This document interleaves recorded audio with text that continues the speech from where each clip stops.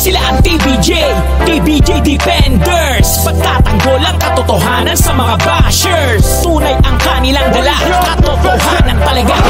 Sabihin nyo, ibiyan sa kanilang uubra. Mga 4, 5. Hi guys, this is DJK21. Maayong umaga, hapon at gabi sa inyong lahat. May malungkot po akong balita sa inyo. And shoutout by the way sa mga ka-TVJ Digit Dubbercats natin dyan. As of now, sad to say po, talagang life is too short.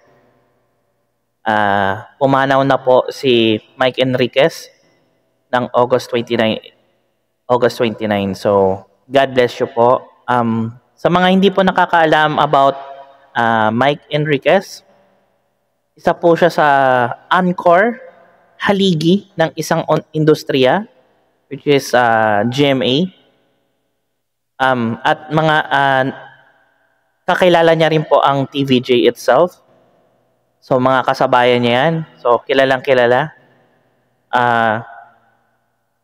May pinagdaanan po yung tao na mga sakit na he's trying to not show us within television. Pero as you can see po, talaga nga naman, God is so good to him na hindi na siya pinahirapan, no? God bless po kay Mr. Mike Enriquez, and maraming salamat po na naging bahagi po kayo ng mga buhay namin mga Pilipino, mamamayang Pilipino, hindi lang po sa Pinas, kundi around the world. Maraming salamat po sa knowledge, also sa mga balita nyo na accurate, na binigay sa amin, mga katuwaan, sa iyong mga pagsasalita na minsan nabubulol ka or nagkakamali ka, which is, we know it's part of your character as a news anchor. And on behalf of TVJ Defenders also po, God bless you and your family. I know God has a purpose on you during our old days until now. And sana po maging sa mga kabataan na nakakapanood nito, panoorin nyo po yung mga history about Mike Enriquez, guys. Kung saan siya nagsimula, kung saan siya nakarating ngayon, at maging ehemplo to at magandang example sa inyo.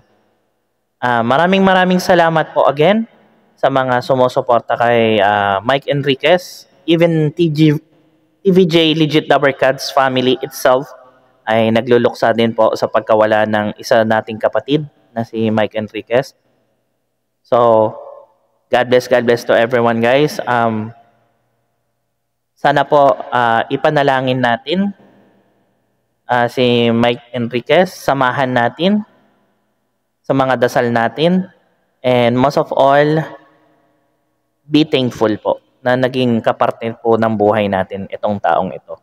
He's one of the legends also po sa industriya ng buhay natin, sa pag-share ng mga balita. So, God bless, and maraming salamat po. Maraming salamat po, Mr. Mike Enriquez, and God bless you. May you rest in peace. We love you. This is DJK21 saying, God bless you.